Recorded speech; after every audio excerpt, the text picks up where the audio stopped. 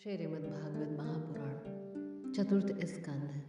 प्रचेताओं को श्री नारद जी का उपदेश और उनका परम पद लाभ।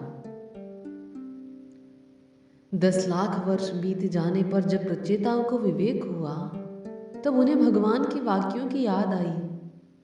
तो वे अपनी भार्या मारीचा को पुत्र के पास छोड़कर तुरंत घर से निकल पड़े। वे पश्चिम दिशा में समुद्र तट पर जहां जाजली मुनि ने सिद्धि प्राप्त की थी जा पहुंचे, और जिससे समस्त भूतों में एक ही आत्म तत्व विराजमान है ऐसा ज्ञान होता है, उस आत्म विचार रूप ब्रह्म सत्र का संकल्प करके बैठ गए।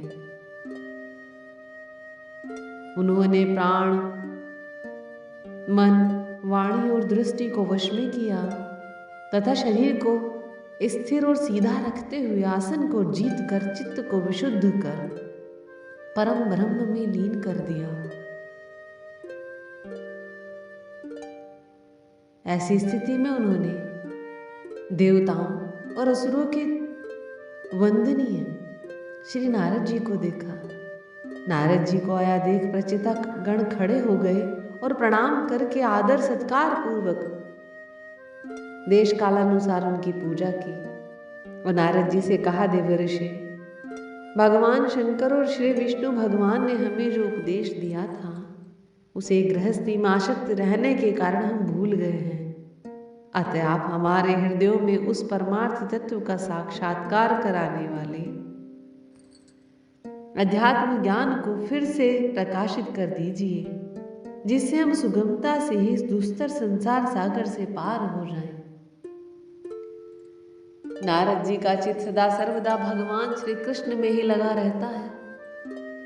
तो वे प्रचेताओं से कहने लगे, राजाओं, इस लोक में मनुष्य का वही जन्म, वही कर्म, वही आयु, वही मन और वही वाणी सफल है जिसके द्वारा सर्वात्मा सर्वेश्वर श्री हरि का सेवन किया जाता है।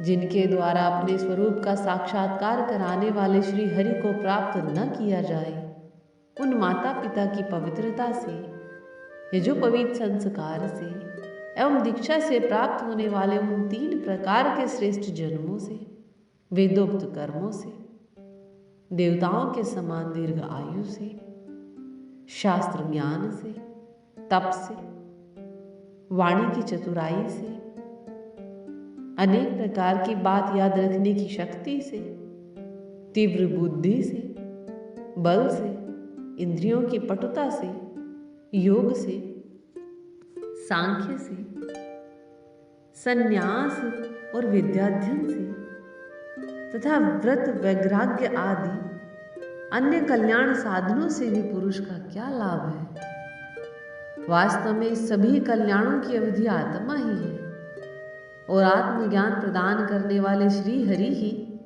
संपूर्ण प्राणियों की प्रिय आत्मा है। जिस प्रकार वृक्ष की जड़ सींचने से उसके तने, उप, शाखा आदि सभी का पोषण हो जाता है, और जैसे भोजन द्वारा प्राणों को तृप्त करने से समस्त इंद्रियां पुष्ट होती हैं, उसी प्रकार श्री भगवान की पूजा ही सबकी पूजा है।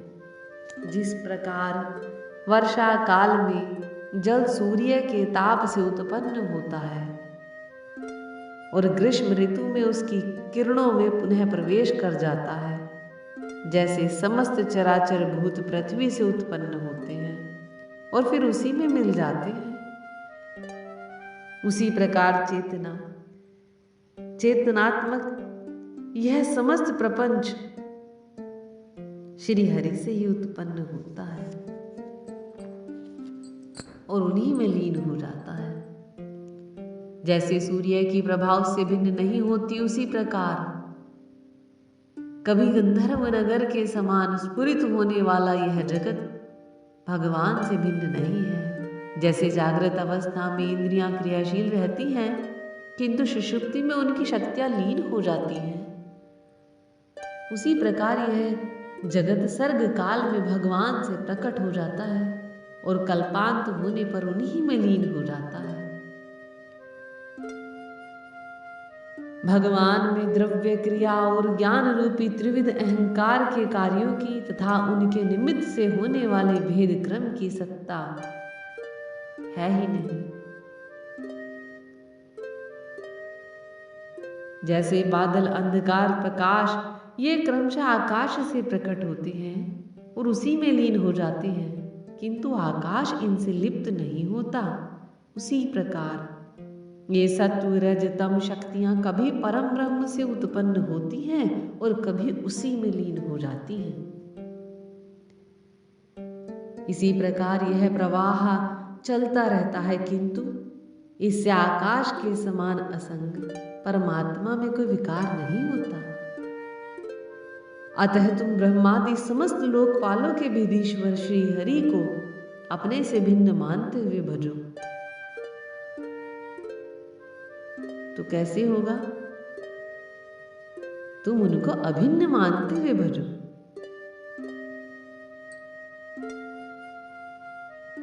क्योंकि वे समस्त देहधारियों के एकमात्र आत्मा है, वे ही जगत के निमित्त कारण काल है, उपादान कारण, प्रधान और नियंता पुरुषोत्तम है तथा उनकी काल शक्ति से ही वे इस गुणों के प्रवाह रूप प्रपंच का संहार कर देते हैं। वे भक्तवत्सल भगवान समस्त जीवों पर दया करने से, जो कुछ मिल जाए उसी में संतुष्ट रहने से तथा समस्त इंद्रियों को विषयों से निवृत्त करके शांत करने से शीघ्र ही प्रसन्न हो जाते हैं।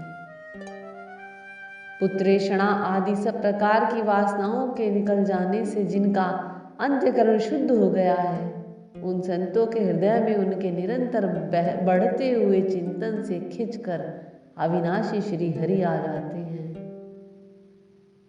और अपनी भक्ताधीनता को चरितार्थ करते हुए हृदयाकाश की भांति वहां से हटते नहीं।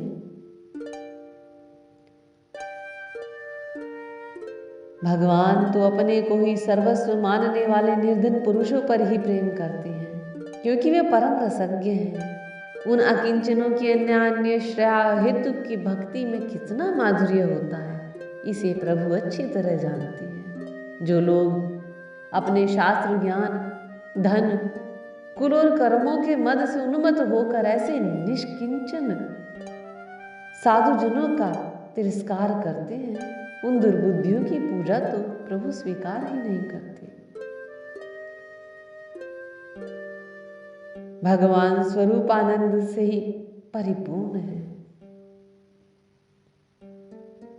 भगवान निरंतर अपनी सेवा में रहने वाली लक्ष्मी जी तथा देवताओं की भी कोई परवाह नहीं करते। वह अपने भक्तों के अधीन रहते हैं। ऐसे करुणा सागर श्री हरि को कोई भी कृतज्ञ पुरुष थोड़ी देर के लिए भी कैसे छोड़ सकता है? इस प्रकार भगवान नारद प्रचेताओं को उपदेश देकर ब्रह्मलोक को चले गए। प्रचेतागण भी उनके मुख से संपूर्ण जगत के पाप रूपी मल को दूर करने वाले भगवत चरित्र सुनकर भगवान के चरण कमलों का ही चिंतन करने लगे और अंत में भगवत धाम को प्राप्त हुए। श्री मैत्रेय जी के मुख से यह भगवत गुणानुवाद युक्त पवित्र कथा सुनकर विदुर जी प्रेम मग्न हो गए। भक्ति भाव का उद्रेक होने से उनके नेत्रों से पवित्र आंसुओं की धारा बहने लगी। उन्होंने हृदय में भगवत चरणों का स्मरण करते हुए अपना मस्तक मुनिवर मैत्रेय जी के चरणों पर रख दिया और कहने लगे, महायोगिन, आप बड़े ही करुणामय हैं। आज आपने मुझे अज्ञान अंधकार के उस पार पहुंचा दिया है जहां अकिंचनों के सर्वस्व श्री हरि विराजते हैं। मैत्रेय जी को कृतज्ञता सूचक वचन कहकर तथा प्रणाम कर विदुर जी ने उनसे आज्ञा ली और फिर शांत चित्त होकर अपने बंधुजनों से मिलने के लिए वे हस्तिनापुर चले गए। जो पुरुष भगवान के शरणागत परम भागवत राजाओं का यह पवित्र चरित्र सुनेगा, उसे दीर्घ आयु, धन, सुयश, क्षेम, सदगति और ऐश्वर्य की प्राप्ति होगी। इस प्रकार चतुर्थ स्कंध समाप्त। बोले श्री कृष्ण भगवान की जय। श्रीमद् भागवत महापुराण की जय।